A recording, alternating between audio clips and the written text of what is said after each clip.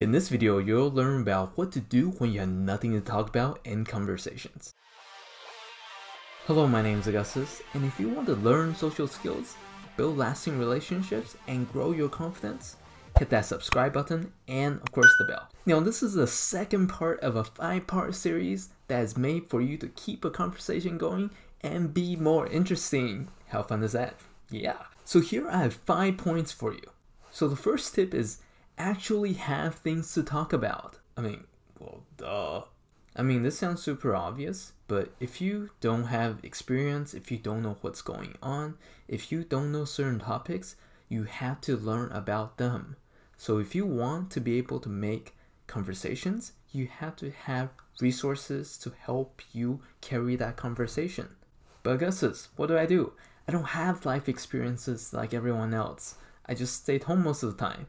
You dang right. That's why this video is made for you. Like, if you're an introvert like me, you don't go outside a lot. If you don't have experiences on it, watch a video on it. Like nowadays, you can literally go on YouTube and then search anything and be able to find experiences on certain things. Watch those videos for entertainment purposes, but at the same time, learn from them. Cultivate opinions. Learn and see what those experiences are like. In the sea, in the oceans, the mountains, people working on making wood crafts, making rings, drawings. There's endless things that you can learn about. Or you can simply just go outside and find things that you can do by yourself and do them. Like running, go feed the animals, go volunteer, things that you can do to make your life more full of experiences. The more you know and experience, there will be more points that you will be able to connect with other people. When you are trying to have a conversation with someone, the person that knows like 50 topics will always have the advantage over someone who knows like 2 or 3 topics. So increase your library. So here I want you to develop 5 core topics that you know really well that can fit into most conversations. Pick topics that people will usually talk about. Oh, and if you want, you can also leave a comment down below and tell me the topic that you like to talk about the most. Now, the second tip that I have for you is pause and encourage the conversation. So to be honest, there are parts of conversations where you really don't have to say anything. You can pause and say, wow, that's a really good point.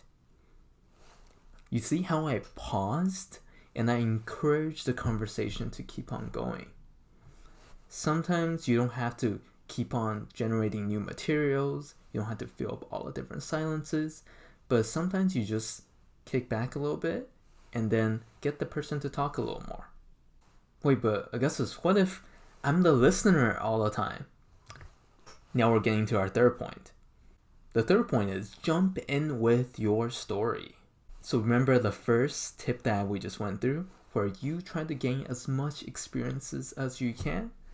The second is you generating stories and be able to tell them. Hey, I saw this video and I thought it was really interesting. Wait, can cats really jump that high? I thought that person was a guy. Can you see how the examples that I have just given you? These are all leeways into a peak of what your stories can be. When you're talking to someone and having a conversation, interjecting an interesting story makes the conversation more interesting. So this is why you use the first tip to make a lot of connections with whatever you're talking about. And second, interject your story and experiences into the conversation. Now the fourth tip that I have for you is, if you don't talk, people will accept it as the norm. Have you ever experienced where you're in this group, you're talking, and you don't really talk, but you just naturally get pushed out of the group over time? Like literally, physically, they just kind of close up the group and then you're not there anymore. That is because if you don't talk, people will naturally start to think that you don't want to talk or you don't want to be part of the group, which is probably not true. So what this means is, even within any conversation, you have to really interject yourself inside from time to time to show the people that, hey, I'm still here. Now, tip 5 that I have for you is, this one I struggled with personally before. This one's express your emotions into your talking.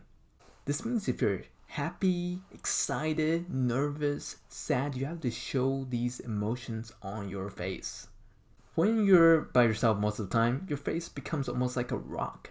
I have to physically be very actively show my emotions on my face so that it looks more natural and people can actually tell that I'm actually enjoying the conversation.